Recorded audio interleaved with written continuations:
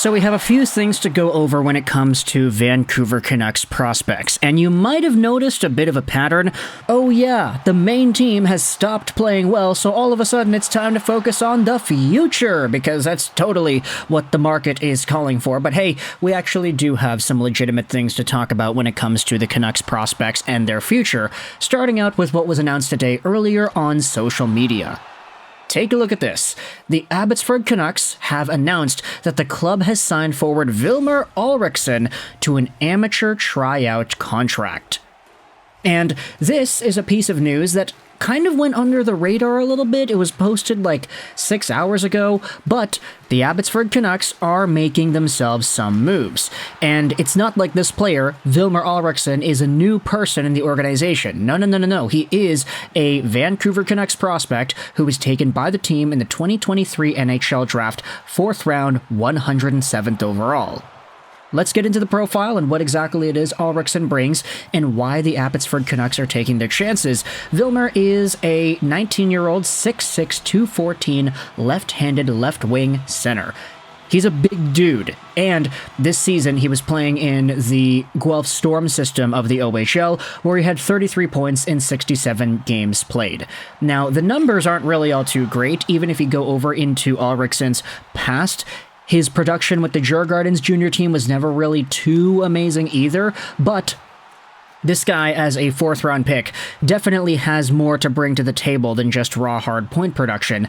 This is what the scouting report on Elite Prospects goes out there and says about Vilmer. The 6'6" winger is a capable skater. He finds open space in all 3 zones that helps him drive an attack, beating defenders with the body fakes off the rush or flashing intriguing shooting skill from in tight. So realistically, I don't think we should expect too much out of Vilmer in his very small stint with the AHL club to end off 23-24. He is on an ATO, so he's technically not getting paid for this, and he also isn't a regular Vancouver Canucks prospect signee just yet. He needs a contract. This new signing for today is just with the Abbotsford team exclusively, so we'll see what Vilmer is able to do with his new team. He could be an interesting project. You never want to doubt or completely write off players that are this size for nothing, especially when they're so young like Vilmer is at only 19 years old.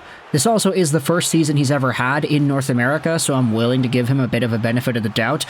And besides, 4th round pick, you can't really have too high of an expectation on him anyway, so let me know your thoughts in the comments as to how you think Vilmer Alriksson is going to do. But sticking around with the Abbotsford Canucks, what I also wanted to do was talk about another one of these Swedes on the team. Because when it comes to prospect Jonathan Lekkerimaki, he's giving Canucks fans a lot to cheer about. Quite literally, because the other day he had finally scored his very first AHL goal. The video comes to us here on Dave Hall's Twitter. Lekkerimaki picks the puck up on the left faceoff circle. He pounces towards the goal. He takes the shot from the perimeter, and it goes right by everybody. Top cheese off the goalie's glove and in. That is Lekkerimaki'S very first AHL goal, and it's a pretty notable one in a tight game against the Coachella Valley Firebirds. Now, if you wanted the scoop as to everything in totality, Jonathan Lekkerimaki in his AHL stint has 1 goal. And that's because the assist that he had that we had talked about earlier in the week was actually taken away. Yeah, I didn't get the verdict there. I guess the AHL just thought that the assist wasn't needed, so hey, sorry, Lekkerimaki, you've only got 1 goal in 5 games now, not 2 points. So either way, Lekkerimaki is doing his thing. He's showing off well at the Abbotsford level. This is one of those situations, though, where I have seen some interesting discussions come out because of this Lekkerimaki thing. Oh, he scored a really nice goal where he walks right in and snipes it on the goaltender. Okay, you know what team needs a little bit more of that? The gosh darn Vancouver Canucks. I've been seeing more and more people just kind of creeping around in social media. This will pop up on the Instagram comments once in a while. I'm seeing some people tweeting about it a little bit. Hey, Patrick Allvin, why don't you call up Lekkerimaki? Give this guy a cup of coffee at the NHL and give him power play time. This team has sucked the past little while when it comes to their special teams. Their power play just can't do anything. And when was the last time you saw somebody on this team score an absolute beautiful snipe of a goal? Like, the goals that we've been seeing as of late out of this team, they're like rebound chances, they're plays where the puck kind of bounces in off of something and in. Even the Besser goal last night, it wasn't a straight shot in, it bounced off of a few things. So the Canucks are in a spot where you could debate, hey, they kind of need to fix the power play. You could debate that ever since Andrei Kuzmenko left, this power play has lost a bunch of its magic. So I'm not saying this is the right move to do, I'm just saying that it's been talked about by some people on social media. Hey, Lekkerimaki, could he be the answer? Could he be the right-handed sniper that this team needs to really excel that power play advantage? Keep Besser in the bumper spot, keep Pedersen, Hughes, and Miller up on top, and then have Lekkerimaki swapping in and out around there depending on what needs to happen. Maybe have Miller as the net front guy once in a while. Who really knows? There are a lot of options here. Of course, this is all premature, and we know that Lekkerimaki is not going to get this opportunity. He's not going to get called up. But if he did, if this was an option here, would you think this was a good idea? Because for me personally, I actually do like it. I would be interested in trying it out. Don't give Lekkerimaki the full however many games it would take for him to burn off a year on that ELC, but just have him in the system.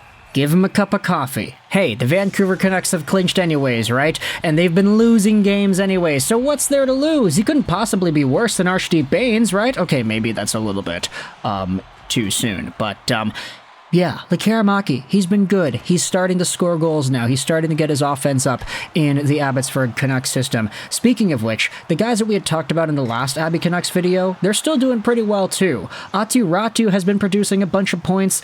I mean, it's been kind of outrageous how many points he's been having the past little while here. 5 in his last 5 and 14 in his last 10. So good on Atu for being able to carry this Abbotsford Canucks team as well offensively. Maybe he gets somewhat of an extended opportunity heading into next year. I did see some people going out there and talking about the point production comparisons because, for example, you had a guy like Nils Höglander who was in Abbotsford last year. He produced at a pretty reasonable rate, not like over a point per game, like absolutely dominant, outrageous, crazy good or anything, but he was good enough where it was like, yeah, that was a good enough player. And now, Nils Höglander is a sustainable NHL player. Same could be said about Phil DiGiuseppe. Last year he was in the AHL too. He had 37 games played. Noah Juleson also spent some time with the Abbotsford Canucks, and Podkolzin did as well. Now that I think about it, there were a lot of players that did some significant developing in Abbotsford who are now on the regular Vancouver team. Huh. We're not really used to this, aren't we? We had talked about this in the video last time, but like, for Vancouver Canucks fans, we haven't really seen too much AHL development actually pay off over the past few years. The entire Utica Comet stint was riddled with guys who only spent like a small amount of time there for 10 and Horvat, and then only really one player that became good for Vancouver after developing there. That was Jacob Markstrom. Everybody else didn't really develop properly. And maybe it was the distance, maybe it's the fact that Utica, New York is on the other side of the gosh darn continent, so it takes a lot of resources to call somebody up. Now, because they're in Abbotsford, they can just drive all the way down to Rogers Arena. So it's a little bit different here. It's great to see. There's actually some significant AHL development going on here, and we'll see whether or not Jonathan Lekkerimaki and Vilmer Alriksson are able to take advantage of that and make something out of this season. So let me know your thoughts in the comment section below about this Vancouver Canucks prospect update. We've got some roster moves, we've got some Lekkerimaki stuff to talk about. What are your opinions on how the Vancouver Canucks have been developing the past little while, and do you think the idea of calling up Lekkerimaki and putting him on the power play to end off this season is a good one? It's a crazy idea, it's not gonna happen, but let me know your thoughts in the comments. What do you think? I hope you enjoyed this video. And bye.